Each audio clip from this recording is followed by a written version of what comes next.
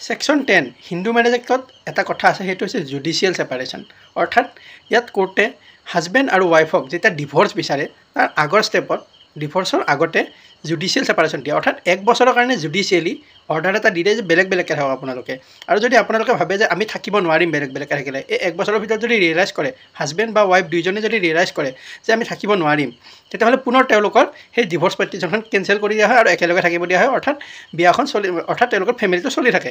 আৰু যদি তেওঁলোকে ভাবে যে নাই আমি একেলগে নাথাকোঁ বুলি তেতিয়াহ'লে ডিভোৰ্সটো হৈ যায় আৰু ইয়াৰ কিছুমান গ্ৰাউণ্ড আছে যিটো Section 13 হিন্দু ম্যাৰেজ এক্টত দিয়া আছে ইয়াত 8টা গ্ৰাউণ্ড আছে Section 13 ক্লজ 1ত আৰু ক্লজ 2ত 4টা গ্ৰাউণ্ড দিয়া আছে যিখিনি অকল ওয়াইফৰ কাৰণে এভেইলেবল হয় আৰু যে এই 8টা গ্ৰাউণ্ড সেইখিনি অকল হাজবেণ্ড আৰু ওয়াইফ দুইজনে ল'ব পাৰে দুইজনে এই গ্ৰাউণ্ডত ডিভোৰ্স ল'ব পাৰে আৰু এই 4টা গ্ৰাউণ্ডত পিছৰ 4টা গ্ৰাউণ্ডত অনলি ওয়াইফে ল'ব পাৰে এনিৱে মই আজি এই Section 13ৰ কথাখিনি ডিছকাছ নকৰোঁ বা জুডিচিয়েল সেপাৰেশনৰ কথাটো অকণমান ক'ব বিচাৰিম মই যে জুডিচিয়েল সেপাৰেশনৰ মেইন পাৰপাছটো আছিলে কি যাতে এটা ফেমিলি বচাব পাৰে ডিভোৰ্সৰ পৰা বচাব পাৰে এটা ফেমিলি কিন্তু তেনেকৈ আমি দেখা পোৱা নাই পাৰ্লিয়ামেণ্টে যিহেতু এই বস্তুটো ইনকৰ্পৰেট কৰিছিলে ইয়াতে যে জুডিচিয়েল সেপাৰেশন যাতে এটা ফেমিলি বচাব পাৰে কিন্তু ইয়াৰ ৰিজাল্ট প্ৰায় আমি ডিভোৰ্সে দেখা পাওঁ এতিয়া চাওক এটা কথা আমি মানিবই লাগিব একচেপ্ট কৰিব লাগিব যে যেতিয়া এটা ৰিলেশ্যনশ্বিপ সম্পৰ্ক এটা যেতিয়া ভাঙিব বিচাৰে তাৰ আইনী কোনো জোৰ কৰি আইনী প্ৰক্ৰিয়াৰে ৰাখিব নোৱাৰি আৰু ৰাখি লাভো নাই এইটো আৰু আপোনালোকে ৰিয়েলাইজ কৰিব বা ৰিলেশ্যন আপোনালোকে ভাল পোৱাতে হওক বা ৰিলেশ্যনশ্বিপতে হওক চাবচোন আপুনি জোৰ কৰি ৰাখিলে আপোনাৰ গুৰুত্ব কমি যায় মানে জোৰ কৰি ৰাখি লাভ নাই আৰু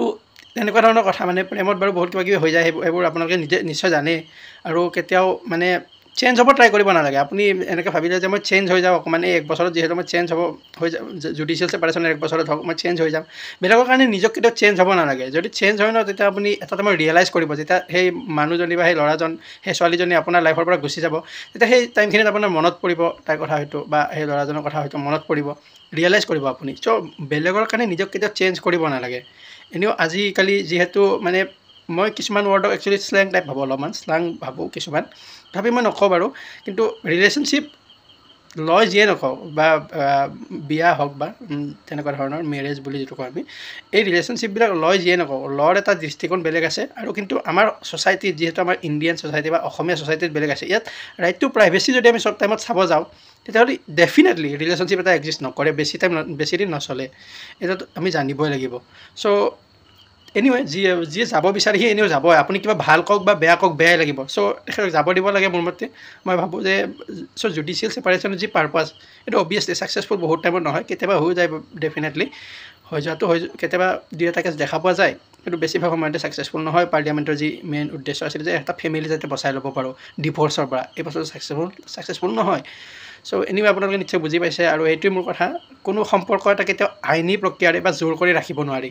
সেইটো কথা ক'ব লগা আছিলে চ' থেংক ইউ